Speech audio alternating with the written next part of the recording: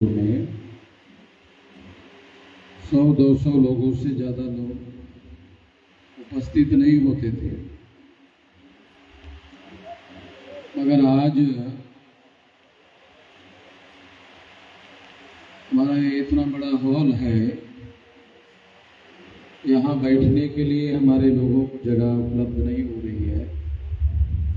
इसलिए बाहर मैदान में हम लोगों ने पंडाल लगाकर व्यवस्था करने का प्लान बनाया था। बरसात की वजह से जो वातावरण है वो अनुकूल ना होने की वजह से ये व्यवस्था हम लोग नहीं कर पाए, मगर सिल्वर जुबिली अधिवेशन में हाल में उपस्थित से ज़्यादा 2 गुना बाहर लोग हैं, तो इससे एक बात जरूर समझ में आती है कि हम लोग इस सिल्वर जुबिली अधिवेशन में बहुत बड़े पैमाने पर आगे बढ़ चुके हैं। बिहार में संगठन बहुत बड़े पैमाने पर आगे बढ़ चुका है। देश में 36 राज्य है। भारत में टोटल 36 राज्य है। 36 में से 32 राज्यों में संगठन फैल गया है। केवल नॉर्थ ईस्ट रीजन में बांग्लादेश और ब्रह्मदेश के आसपास जो प्रदेश लगे हुए हैं,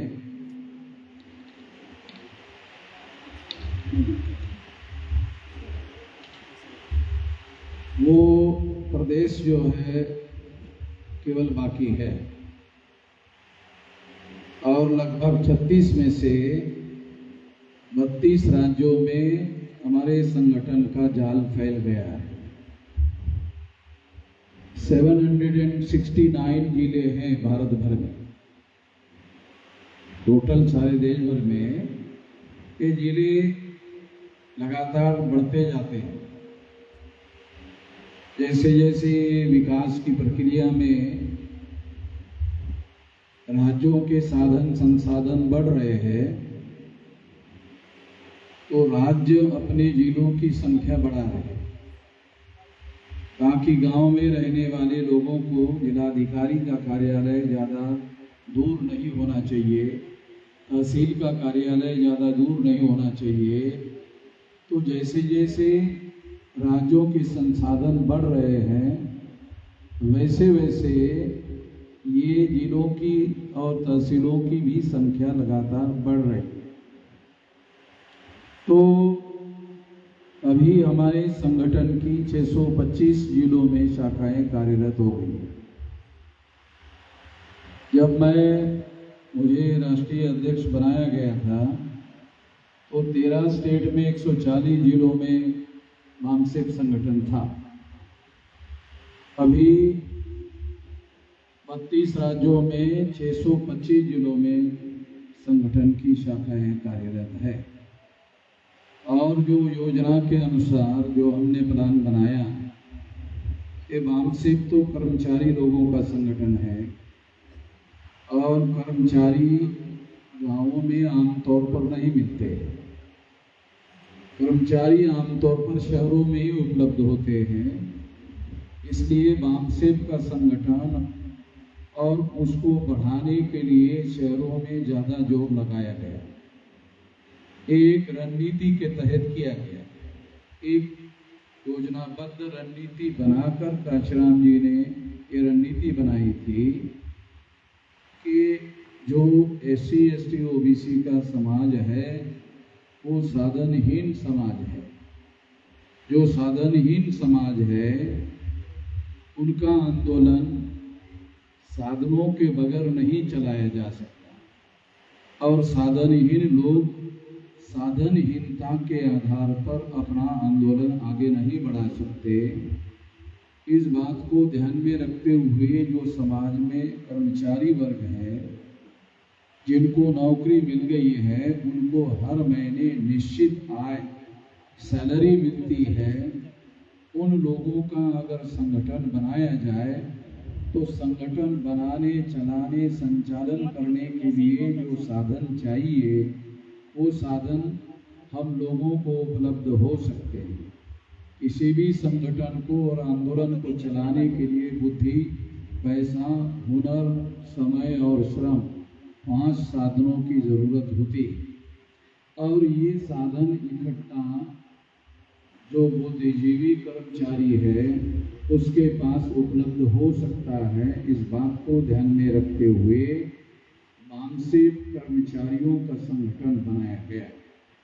और अब इसको बहुत लंबा समय, मेरी जब उम्र 18 साल कुछ महीने की थी तब मुझे सेंट्रल गवर्नमेंट में जॉब मिल गया।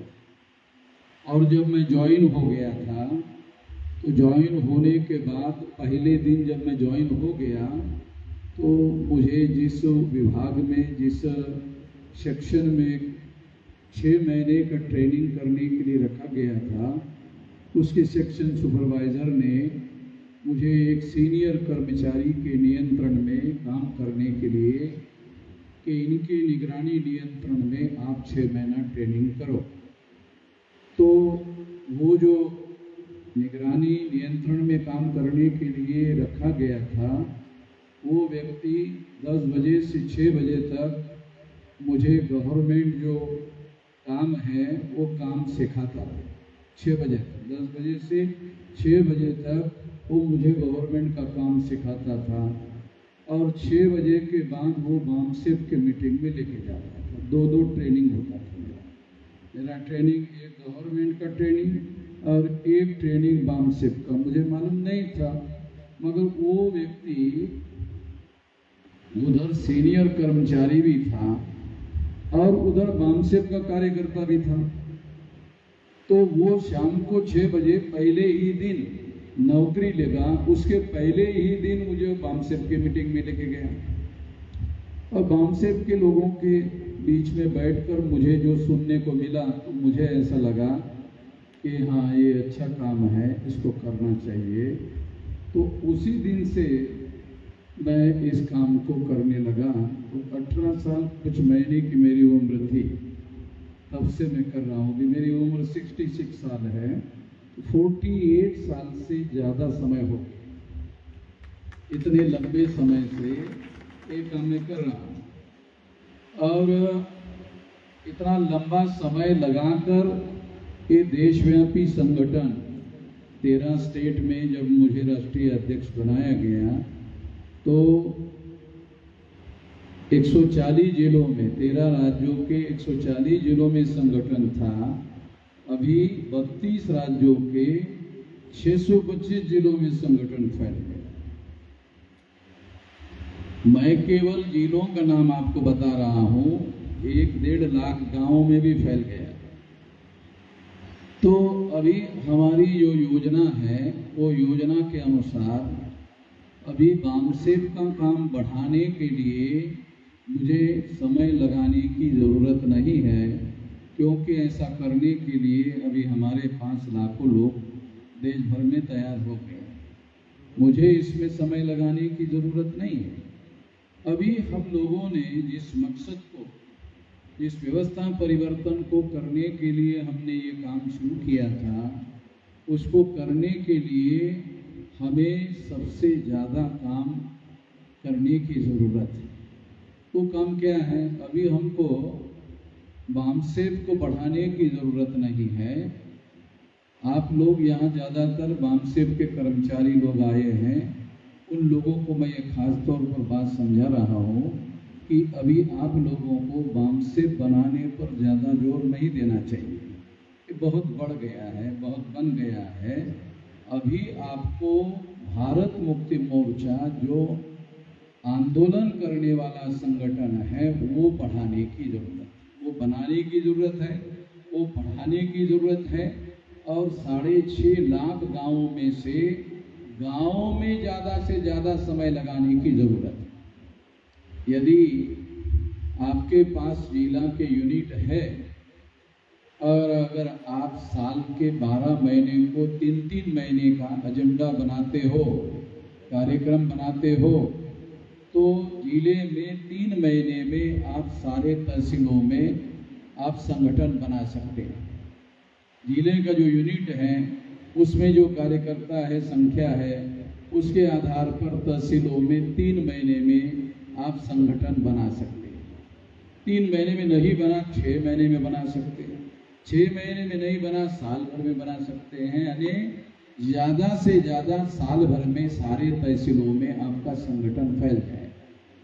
और अगर तहसीलों में संगठन बन गया तो फिर आपको तहसीलों के लोगों की मदद से जिला यूनिट के लोगों को प्रत्येक गांव में जाने की जरूरत नहीं है।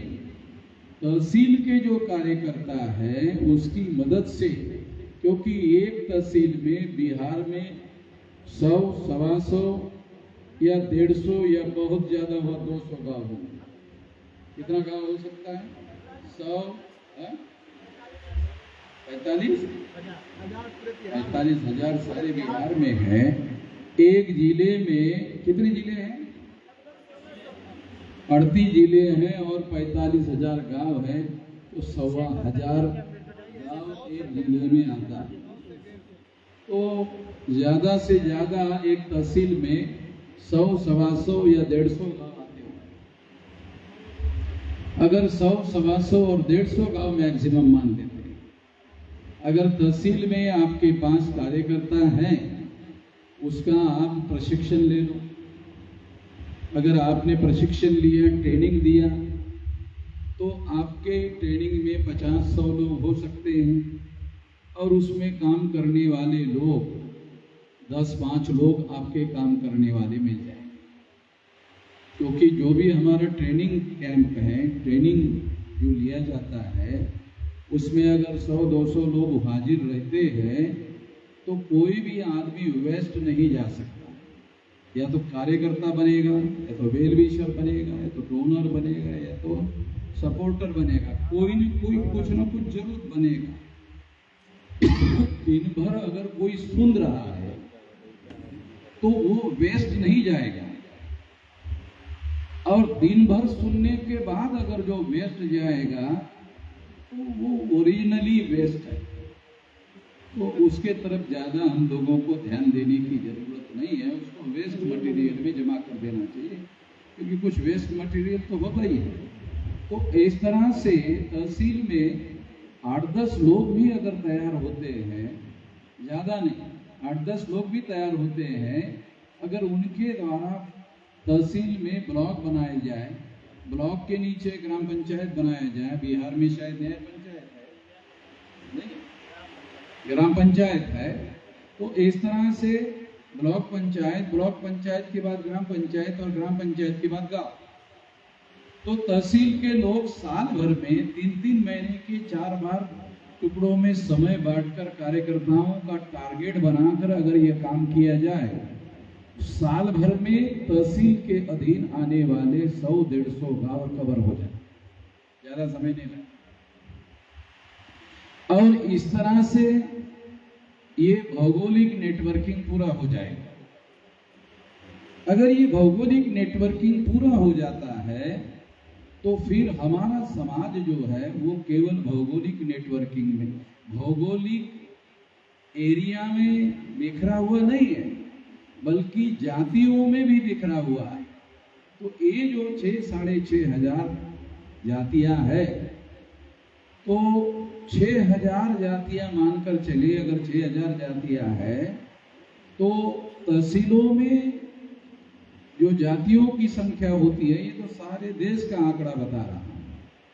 तो स्टेट में कुछ जातियां होती है, 200-300 जातियां होगी आपके यहाँ, और तहसीलों में इसी तरह से जातियों की संख्या होती है।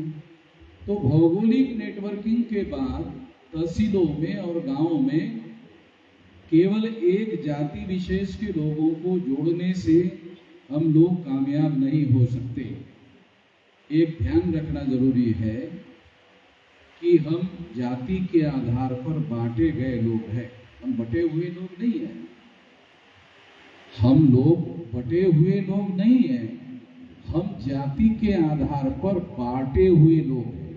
बटे हुए लोग और बांटे हुए लोग में फर्क है। बटे हुए लोग इस शब्द का अर्थ होता है कि हम खुद ही बट गए।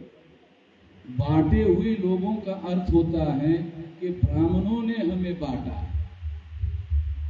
तो निश्चित रूप से ब्राह्मणों ने बांटा तो ब्राह्मणों का हित होगा, ब्राह्मणों का हित होगा तो उन्होंने बांटा। इसके बटे रहने में हमारा कोई फायदा नहीं है, हमारा किसी प्रकार का कोई भी फायदा होने वाला नहीं है। इसलिए हम लोगों को, उन तमाम लोगों जो शेड्यूल कास्ट की जातियां हैं, शेड्यूल कास्ट नाम की कोई जाति नहीं है। शेड्यूल कास्ट अछूतों की जातियों का समूह है। बहुत सारे लोगों को ये समझना जरूरी है कि जो वर्ण सिस्टम है, ब्राह्मण, क्षत्रिय, वैश्य, शूद्र, शेड्यूल कास्ट ये 4 वर्णों में शामिल नहीं। शेड्यूल कास्ट शूद्र वर्ण के लोग नहीं, शेड्यूल कास्ट अछूत वर्ग के लोग। ये ठीक से समझ लो, ये जब तक आप भारत की समाज व्यवस्था को ठीक से आपको समझ में नहीं आएगा, इसको बदलना कैसे है ये समझ में नहीं आ सकता। तो इसलिए ये जो वर्ण सिस्टम है, इसमें जो शूद्र है वो ओबीसी है, ये शूद्र वर्ग है वो ओबीसी है, जो अछूत है वो शेड्यूल कास्ट है। तो जो शेड्यूल कास्ट है वो वर्णा सिस्टम में नहीं है, वर्णा के बाहर। इसे बाबा साहब आम्बेडकर का कहना था आउटकास्ट। आउटकास्ट का अर्थ है वर्ण व्यवस्था के बाहर के लोग। आप लोग शायद वर्ण व्यवस्था को ही प्रधान व्यवस्था समझते होंगे, नहीं, केवल वर्ण व्यवस्था नहीं, वर्ण व्यवस्था के बाद जाति व्यवस्था।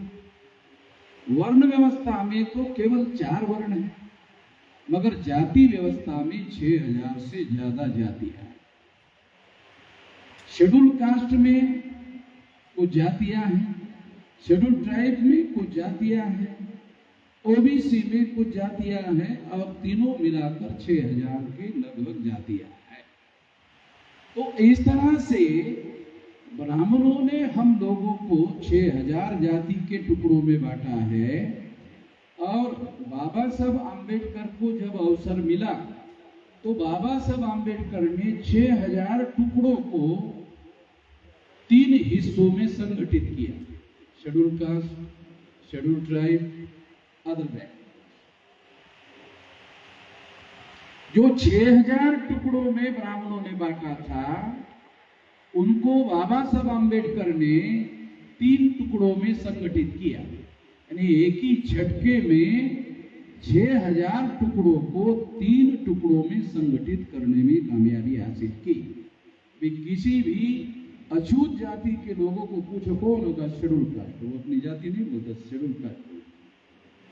तो इसी तरह से शेड्यूल कास्ट जातियों का समूह है, शेड्यूल ट्राइब आदिवासियों का समूह है, और पिछड़ा वर्ग ओबीसी जातियों का समूह है। ये समझना बहुत जरूरी है। ये समझना इसलिए जरूरी है क्योंकि जब तक आप चीजों को समझोगे नहीं, इसको बदलना कैसे होगा, कैसे समझ में आएगा। बदलने का मुद्दा तो दूसरा है, तीसरा है। पहला ही मुद्दा अगर समझ में नहीं आया तो दूसरा, तीसरा, चौथा मुद्दा कहां से समझ में आएगा। इसलिए इस बात को हम लोगों को ठीक से समझना होगा और इन लोगों को जगाना होगा। जो जाति के टुकड़ों में बांटे गए लोग हैं, उनको जगाना होगा। ध्यान रखो, कैसे होगा ये? केवल आपकी इच्छा है से नहीं होगा। आपकी इच्छा है ऐसा हो जाए, तो ऐसे इच्छा मात्र से नहीं होगा। इसके लिए कुछ करना होगा। क्या करना होगा? इनको जगाना होगा। तो जगाने के लिए आपके पास विचारधारा चाहिए। जगाने के लिए अगर आपने लोगों को कहा, मान लो आपने 100-200 लोगों को इकट्ठा किया और उनको कहा जागो, जागो कहने से जाग जाएगा? जागो कहने से नहीं जाग सकता। तो जगाने के लिए आपके पास विचारधारा चाहिए। ये विचारधारा के आधार पर आपको समझ में आता है कि आपको शूद्र बनाया, आपको अछूत बनाया, आपको जातियों के टुकड़ों में बांटा, आपको छूत और अछूत के हिस्सों में बांटा, किसी को छूत बनाया, किसी को अछूत बनाया, किसी को छूने लायक बनाया, किसी को ना छूने लायक बनाया। ये सारा विचारधारा के आधार पर समझ में आता है, अन्यथा समझ में नहीं आता। तो विचारधारा होनी चाहिए। इसीलिए हम लोगों ने सारे देश भर में 1 दिन का, 2 दिन का, 3 दिन का, 5 दिन का ट्रेनिंग रखा हुआ। कार्यकर्ताओं को ट्रेनिंग देते हैं, 1 दिन, 2 दिन, 3 दिन, 5 दिन का ट्रेनिंग देते हैं। क्योंकि ये 2-3 हजार साल की बीमारी है, तो पहले बीमारी को तो समझ ले। अगर बीमारी ही समझ में नहीं आई तो इलाज कहाँ से शुरू होगा? कभी भी कोई भी डॉक्टर अगर कोई बीमार किसी डॉक्टर के पास जाता है तो वो इसको क्या बीमारी हुई तो पहले उसको समझने की कोशिश करता है डॉक्टर। तो डॉक्टर उसको सवाल पूछता है। डॉक्टर जो है बीमार को सवाल पूछता है, खाना खाते हो कि नहीं? पेट भर भूख लगती है क्या? भूख लगती है? खाने की इच्छा होती है? अच्छा, पानी वगैरह पेट भर में पीते हो कि नहीं? कितने गिलास पीते हो? डॉक्टर पूछता है। और पेट पूरी सवेरे साफ होता ही नहीं होता है? तो ऐसे तमाम सवाल जो है वो पूछता है डॉक्टर, तमाम प्रकार के सवाल पूछता है और फिर वो जानकारी लेता है, आपसे जानकारी लेता है। और उसी तरह से ये जो समाज का आंदोलन है, तो समाज की भी एक बीमारी है। एक आदमी की बीमारी है, एक समाज की बीमारी है। आदमी की बीमारी शारीरिक होती है और समाज की बीमारी सामाजिक होती है। तो उसकी समस्याएं जो हैं वो अलग होती है। वर्ण की बीमारी है, जाति की बीमारी है, अस्पृश्यता की बीमारी है, छूत अछूत की बीमारी है, और इसने गरीबी पैदा की। ये जान रखो, जो जाति के दृष्टि से हल्की जाति का है वही गरीब भी है। जो ऊंचे जाति का है वो पैसे से भी ऊंचा है। भारत की ये जो व्यवस्था बनाई गई है, इसको हम लोगों को ठीक से समझना होगा। और ये समझाने के लिए ही 1 दिन से लेकर 5 दिन तक का ट्रेनिंग लगाया जाता है और ये समझाया जाता है। और फिर समझाने के बाद में कोई कार्यकर्ता तैयार होता है और फिर उसको उस विचारधारा के आधार पर फील्ड में जाके समाज के लोगों को तैयार करना है। तो समाज के लोगों को तैयार करने के लिए भी आपको ध्यान रखना है क्या करना है। जब आप जागृति करने का काम करोगे तो सबसे पहले ध्यान देना चाहिए कि आपका कार्य करने लायक आदमी तैयार होना चाहिए।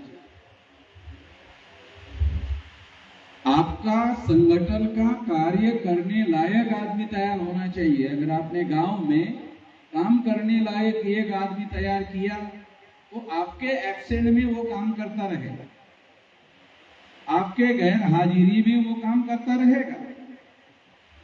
अगर आपने मीटिंग कर लिया और मीटिंग करके छोड़ दिया और आप वापस आ गए तो वहां आपका काम करने वाला कोई नहीं है, कोई जिम्मेदार आदमी नहीं है। कभी कभी लोगों को जब पूछा जाता है तो लोग कहते हैं कि आपके गांव में कोई जिम्मेदार है? कहा नहीं, सारे जिम्मेदार हैं। तो अब दिल्ली से कोई टेलीफोन करना है तो सारे नाम का तो कोई आदमी है नहीं। टेलीफोन करना है तो सारे नाम का कोई आदमी तो है नहीं, कोई ना कोई जिम्मेदार होना चाहिए, और वो जिम्मेदार आदमी को ट्रेनिंग लेकर के वहां तैयार किया जा सकता है, और इस तरह से उसको वहां रख करके, अगर आप यहाँ जितने गांव हैं 45,000 गांव है, तो एक गांव में एक कार्यकर्ता आपका तैयार होना चाहिए, और वो प्रशिक्षित होना चाहिए, और कम से कम एक दिन का ट्रेनिंग लिया हुआ होना चाहिए, ताकि गांव में एक काम कर सके। दूसरा काम जो है, गांव में किसी एक जाति का आप आदमी अगर आपने जोड़ दिया, उससे आपका काम होगा नहीं। आपको शेड्यूल कास्ट के लोग होंगे, उसकी जातियां होगी, शेड्यूल ट्राइब के लोग होंगे, उसके जमात के लोग होंगे, ओबीसी के लोग होंगे, उनकी जातियां होगी। तो इसलिए तमाम प्रकार के लोगों में काम करना जरूरी है, और इस तरह से उन लोगों को जगाने का काम पहले करना पड़ता है। ये सारी बातें जगाने के आधार पर, जो आप जग गए का मतलब है वह आप वेल इन्फॉर्म हो। अब जग गए का क्या मतलब है? आप वेल इन्फॉर्म हो गए, आप अपने समाज के प्रति वेल इन्फॉर्म हो गए, आपके आंदोलन के प्रति वेल इन्फॉर्म हो गए, आप जानकार हो गए। ये नहीं कहा जा सकता कि आप ज्ञानी हो गए। जानकार होना, ज्ञानी होना भी अलग बात है। जानकार होना एक अलग बात है। जानकारी के लिए अंग्रेजी में शब्द है इंफॉर्मेशन, और ज्ञान के लिए शब्द है नॉलेज। तो नॉलेज अलग है और जानकारी अलग है। तो ज्ञान क्या है? Applied information is knowledge. Applied information का मतलब क्या है? जो जानकारी उपयोग की जा चुकी है और वो जानकारी सफल हो गई है, वो जानकारी का फायदा हुआ है, संगठन को भी हुआ है, कार्यकर्ता भी हुआ है, समाज को भी हुआ है। वो जानकारी अब जानकारी नहीं रही, ज्ञान में रूपांतरित हो गई है। तो जानकारी और ज्ञान में फर्क है। तो इस तरह से ज्ञान ज्यादा ताकतवर बात है। तो इस तरह से आपके पास विचारधारा की समझ होनी चाहिए, उसके आधार पर आप जगाने का काम कर सकते हो। तो पहला काम है जगाने, और फिर जो जगा हुआ है उसका दूसरा काम है जगे हुए को जोड़ने का। क्रम समझ लो, जो जगा हुआ नहीं है उसे आप जोड़ नहीं सकते, जो जगा हुआ है उसी को जोड़ सकते हैं। तो पहले जगाना होगा, फिर उसको जोड़ना होगा, और जोड़ने के बाद संगठन के शक्ति में उसको रूपांतरित करना होगा, उसको संगठित शक्ति में रूपांतरित करना होगा। जोड़ना होगा, फिर संगठित शक्ति में रूपांतरित करना होगा। संगठित शक्ति में रूपांतरित करने का क्या मतलब है?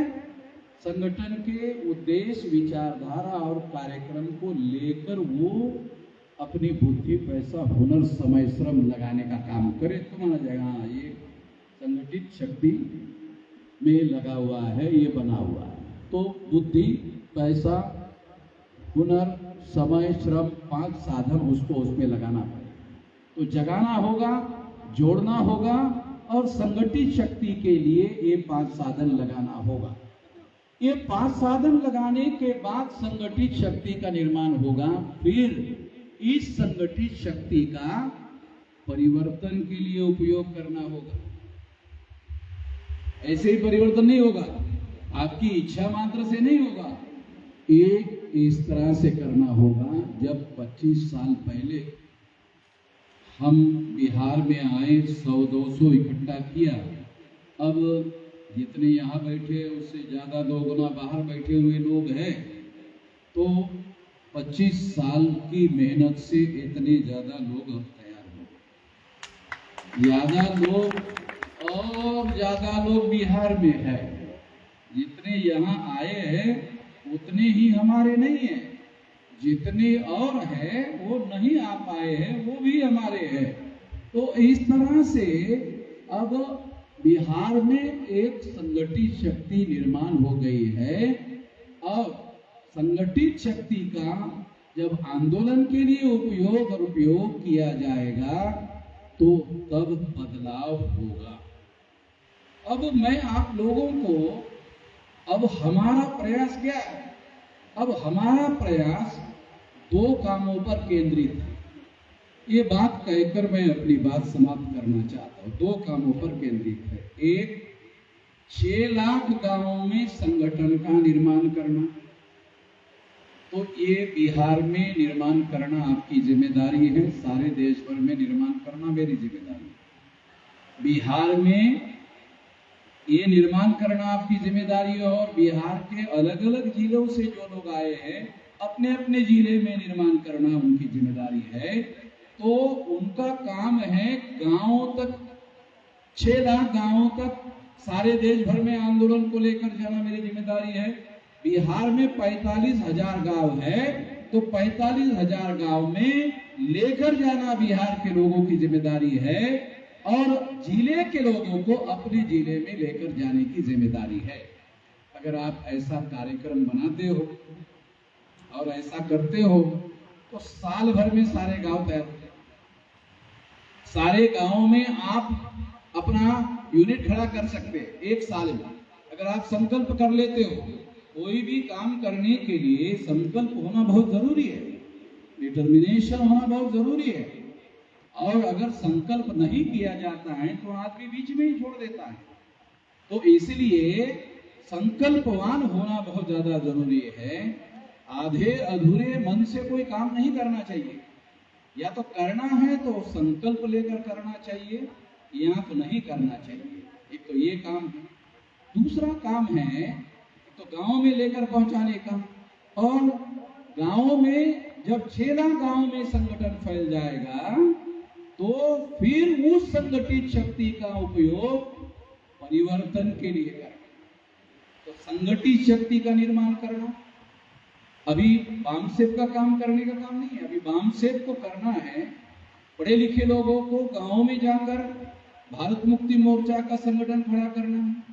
अगर भारत मुक्ति मोर्चा का संगठन 6 लाख गांव में आप खड़ा कर सकते हो, 6 लाख गांव का आंदोलन खड़ा हो जाएगा, राष्ट्रव्यापी आंदोलन खड़ा हो जाएगा। जैसे एग्जाम्पल के लिए आपको बताता हूं, 9 अगस्त 1942 को गांधी जी ने अंग्रेजों के विरोध में क्विट इंडिया मूवमेंट शुरू किया, भारत छोड़ो आंदोलन। अंग्रेजों को कहा भारत छोड़ो, तो सारे देश के लोग सड़कों पर उतर गए। सारे देश के लोग सड़कों पर उतरने के बाद अंग्रेज लोगों ने 42 के बाद भारत छोड़कर जाने का निर्णय लिया और 15 अगस्त 47 को भारत छोड़कर चले।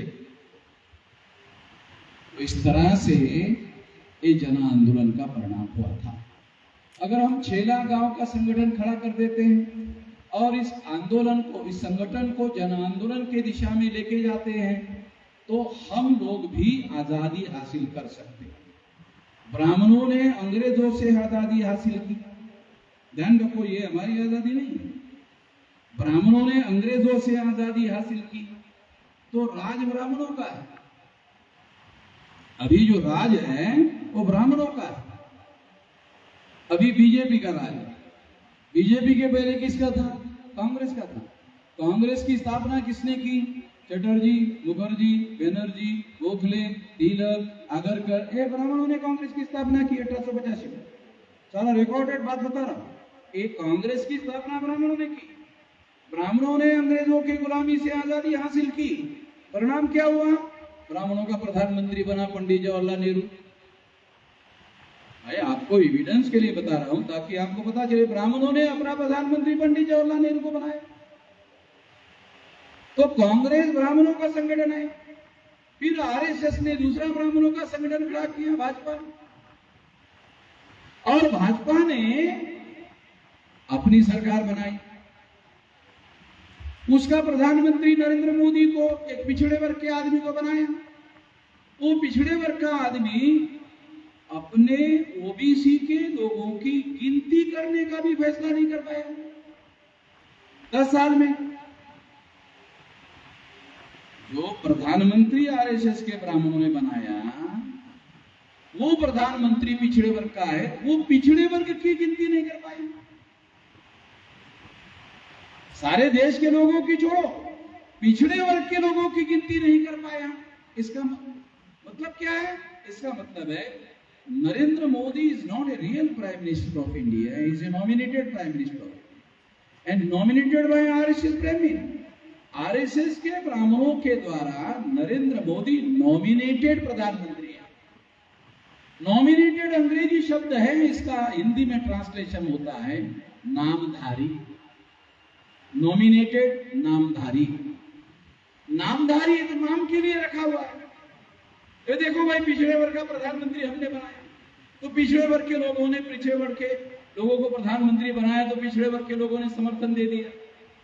समर्थन देने के बाद वो पिछड़े वर्ग के लोगों की गिनती ही नहीं कर पाया, तो साबित हो गया कि वो आरएसएस का नॉमिनेटेड प्रधानमंत्री है, आरएसएस का रखा हुआ प्रधानमंत्री है। तो इसीलिए वो पिछड़े वर्ग का कोई काम नहीं कर पाए। इसलिए हम लोगों को हमारा होना चाहिए। तो इस बात को ध्यान में रखते हुए हमारे लोगों का हम लोग संगठन बना रहे हैं और संगठित शक्ति का निर्माण कर रहे हैं। इसीलिए जिन लोगों को हक और अधिकार नहीं मिला, आजादी मिलने के 75 साल हो गए, इसके बावजूद भी नहीं मिला हक और अधिकार। अभी भी तमाम ऐसी समस्याएं हैं जो अंग्रेजों के समय में थी और अभी भी वैसी की वैसी है। किसी प्रकार का कोई मौलिक बदलाव नहीं हुआ है। इसलिए हम लोग, हमारा संगठन होना चाहिए, हमारा आंदोलन होना चाहिए और हमारे लोगों के लिए आवश्यक बदलाव होना चाहिए, परिवर्तन होना चाहिए। इसलिए दूसरा एजेंडा है संगठित शक्ति के आधार पर, संगठित आंदोलन के आधार पर परिवर्तन करना। परिवर्तन करने के लिए हम संगठित कर रहे हैं।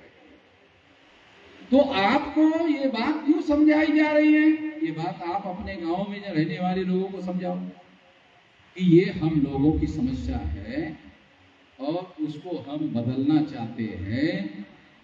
वर्ण के आधार पर बनाई हुई व्यवस्था, जाति के आधार पर बनाई हुई व्यवस्था, अस्पृश्यता के आधार पर बनाई गई व्यवस्था, आदिवासियों के सेग्रीगेशन के आधार पर बनाई गई व्यवस्था, पिछड़े वर्ग को शूद्रत्व थोपने वाली व्यवस्था और महिलाओं को दास बनाने वाली व्यवस्था, ये बदलना है। ये व्यवस्था हम लोगों को बदलना है। और बदलकर क्या करना है? तो भारत के संविधान में preamble of the constitution is the objective of the constitution में बाबा साहब अम्बेडकर ने लिखा, भारत के संविधान के पहले पन्ने पर लिखा, समता, स्वतंत्रता, बंधुता और न्याय पर आधारित समाज और राष्ट्र का निर्माण करना। ये तो बाबा साहब अम्बेडकर ने पहले ही संविधान में लिख के रखा हुआ। आपने कभी संविधान का पहला पन्ना ठीक से नहीं पढ़ा होगा। संविधान का पन्ना अगर पढ़ा भी होगा तो ठीक से समझा नहीं होगा। वो संविधान का ऑब्जेक्टिव है और संविधान जिन लोगों ने बनाया उसके लिए वो ऑब्जेक्टिव है कि हमें समता, स्वतंत्रता, बंधुता और न्याय पर आधारित समाज और राष्ट्र का निर्माण करने के लिए संगठित शक्ति चाहिए। इसके आधार पर पुनर्रचना करनी है। ब्राह्मणों ने 6000 टुकड़ों में बांटने वाले समाज की रचना की। हमें पुनर्रचना करना है समाज की, और ये पुनर्रचना समता, स्वतंत्रता, बंधुता और न्याय पर आधारित समाज और राष्ट्र का पुनर्निर्माण करना है, पुनर्रचना निर्माण करनी है। ये कॉन्स्टिट्यूशन के पहले पन्ने पर बाबा साहब अम्बेडकर ने लिखा। पता नहीं आप लोगों ने पढ़ा नहीं होगा, आप लोग पढ़ लो। संविधान की कॉपी बांसेप के प्रत्येक व्यक्ति को कॉपी मिलती है भारत सरकार की, छोटी सी। उसमें ओरिजिनल अंग्रेजी होता है एक पन्ने पर और एक पन्ने में हिंदी में। अंग्रेजी में पढ़ लो, नहीं समझ में आया हिंदी में पढ़। और बहुत बार जो ब्राह्मणों ने हिंदी में ट्रांसलेट किया वो अंग्रेजी समझ में आती है मगर हिंदी समझ में नहीं आती, ऐसी हिंदी में ट्रांसलेट किया हुआ है। तो दोनों लैंग्वेज वाला छोटा संविधान की कॉपी मिलती है। बांसेप के कार्यकर्ताओं को जरूर पढ़ना चाहिए। एक बात। दूसरा, संविधान में फंडामेंटल राइट पढ़ने चाहिए। हमारे लोगों को बहुत सारी बातें समझ में नहीं आती। तो इस तरीके से आपको पता चलेगा कि बाबा साहब आम्बेडकर ने आपको एम्पावर कर दिया, आपको शक्तिशाली अधिकार देकर कर दिया। पता ही नहीं है हमारे लोग उस अधिकार का, उसी अधिकार का उपयोग करते तो मैंने सारे देश भर में इतना विशाल संगठन खड़ा किया। अगर एक आदमी ऐसा कर सकता है तो बिहार में हजारों कई हजार लोग कार्यकर्ता है, तो ये बहुत बड़े पैमाने पर कर सकते हैं। तो आपको टाइम बॉन्ड बनाकर, कालबद्ध कार्यक्रम बनाकर ये काम आप कर सकते हैं, ऐसा आपको करना चाहिए। अगर आप ऐसा करते हो तो निश्चित रूप से बहुत बड़ा बदलाव जो है हमारे ही शक्ति के आधार पर हम ला सकते हैं। अब ऐसा करना हो, कोई दूसरा बदलाव करने वाला नहीं है। बीजेपी वाले बदलाव करेंगे, बिल्कुल करने वाले नहीं, क्योंकि बीजेपी अगर समाज रचना में बदलाव करेंगे तो बीजेपी को बनाने वाले ब्राह्मण हैं और ब्राह्मण हमारे सर पर बैठे हुए हैं। अगर ये पुनर्रचना हो गया तो ब्राह्मण धड़ाम से नीचे गिर जाएगा। ऐसा गिराने का काम तो ब्राह्मण नहीं करेगा। तो ये व्यवस्था ऐसी खड़ी व्यवस्था है ब्राह्मण क्षत्रिय वैश्य शूद्र की, ये ऐसी ये वर्टिकल है, ऐसे को हॉरिजॉन्टल करना है। ऐसे होने से क्या होगा, ये सारे बराबर हो जाएंगे। ये ऐसे है, ऊंच है, फिर उसके नीचे है, फिर उसके नीचे है, फिर उसके नीचे है, फिर और नीचे है, फिर और नीचे है, फिर और नीचे है। ये तो ऊंच और नीच पर खड़ी हुई व्यवस्था है। अगर इसको इस तरह से, ये जो वर्टिकल है, इसको इस तरह से हॉरिजॉन्टल बनाओ, ये बराबर हो जाए। समता, स्वतंत्रता, बंधुता और न्याय पर आधारित व्यवस्था, ऐसी हॉरिजॉन्टल ऐसा बनाया जा सकता है। ऐसा कब बनाया जा सकता है? संगठित शक्ति के आधार पर बनाया जा सकता है। क्योंकि जो लोगों ने अन्याय की व्यवस्था बनाई उसको रिक्वेस्ट करके बदलाव होने वाला नहीं। पंडित जी ये बराबर नहीं है, 2-3 हजार साल से आप ऐसा कर रहे हैं, अच्छा नहीं है, ये आप बदल दीजिए, बराबर नहीं है, इंसानियत के लिए ठीक, वो मानने वाला नहीं है, वो बिल्कुल मानने वाला नहीं है। संगठित शक्ति इसलिए चाहिए क्योंकि आवश्यकता पड़ी तो पिछवाड़े पे लात मारना पड़ेगा। आवश्यकता पड़ी तो संगठित शक्ति होने के बाद लात मारने की जरूरत नहीं रहे, क्योंकि SC ST OBC के समर्थन से ही वो दिल्ली में चले जाते हैं। कांग्रेस वाले भी हमारे समर्थन से जाते हैं, बीजेपी वाले भी हमारे समर्थन से जाते हैं। अगर हमारे लोगों को ही समर्थन करना शुरू कर दे, उनको समर्थन बंद हो जाएगा और इस तरह से ये एक प्रकार से पिछवाड़े पे लात हो जाएगी। बदलाव होना है, सिंपल करना है, और इसके लिए आपको पैर उठाने की भी जरूरत नहीं है। आजकल तो ऐसा ऐसा ऐसा करने की जरूरत है, ऐसा ऐसा ऐसा ऐसा कर दिया तो भी हो जाए। लात भी उठाने की जरूरत है, अंगूठा उठाने की जरूरत है, तो 5 उंगलियां भी नहीं, एक ही ऐसा ही कर देने से हो जाए। तो इतना आसान हो गया है। तो इतना आसान क्यों नहीं हो रहा है? आखिरी बताता हूं कि क्यों नहीं हो रहा है। दिमाग में बहुत खराबी है। ये जो आदमी का शरीर काम करता है वो दिमाग उसको चलाता है।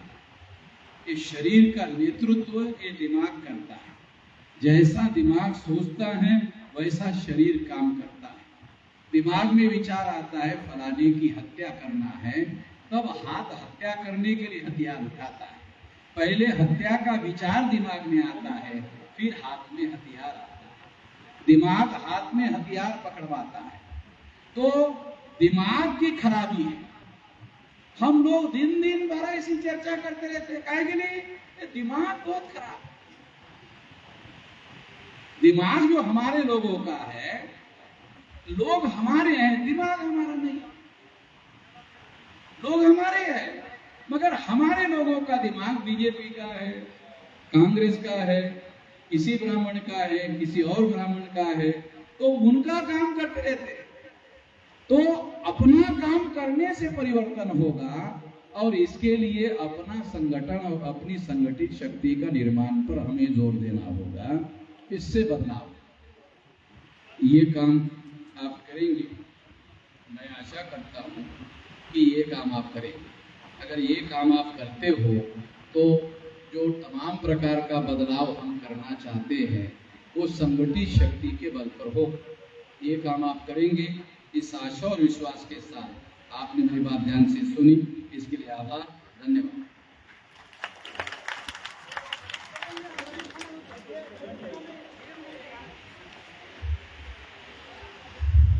साथियों, जिस तरह से आपने समय निकाल करके कल शाम में निकाला, रात में निकाला,